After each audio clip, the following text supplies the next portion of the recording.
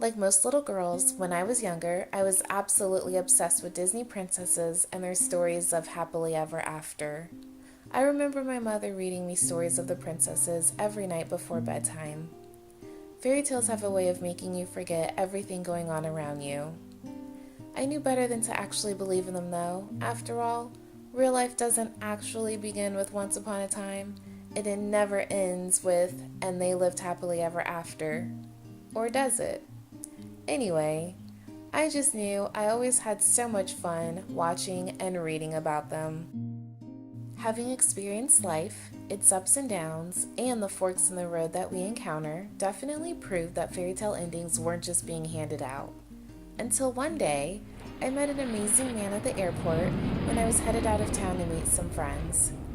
We sat next to each other at the bar, waiting on our flights to take off. As we talked, I found out that we lived just 5 minutes away from each other and shared so many common interests. I wondered, was this meant to be? Could this be the fairy tales we hear about and see in the movies?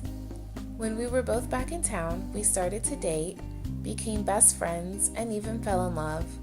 I knew that he was the one I wanted to spend the rest of my life with. He finally popped the question. It was Christmas night and I was overwhelmed with joy. Of course I said yes. I couldn't wait to tell my family and friends. Everyone was so happy for us. But as you know, the words of wisdom started flowing in as people learned of our engagement.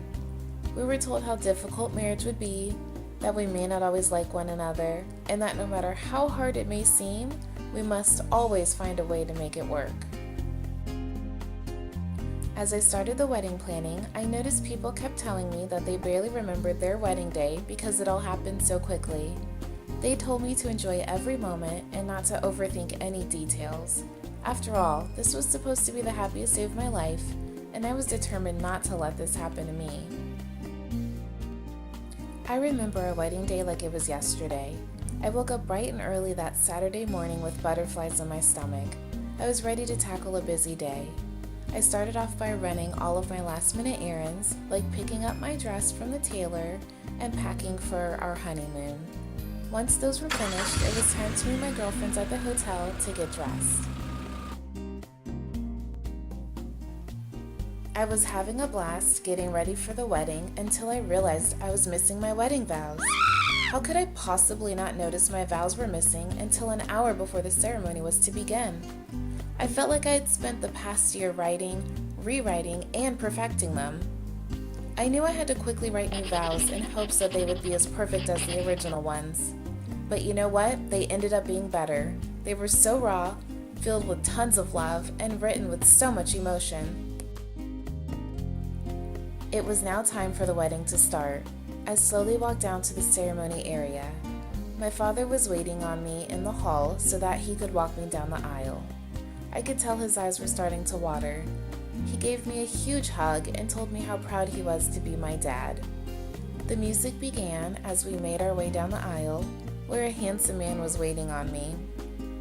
I stopped and took a moment to embrace the beautiful scenery. It was a gorgeous fall evening in Las Vegas. It felt so good to be back in my hometown with my closest family and friends all around us. When it was time to read our vows, my husband and I both became overwhelmed with emotion.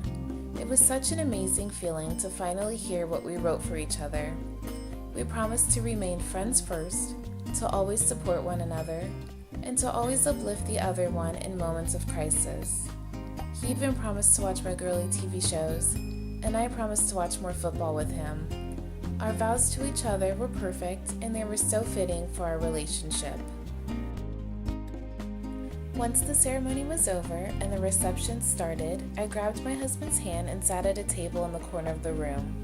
I wanted us to take this opportunity to take a step back and appreciate everything that was going on.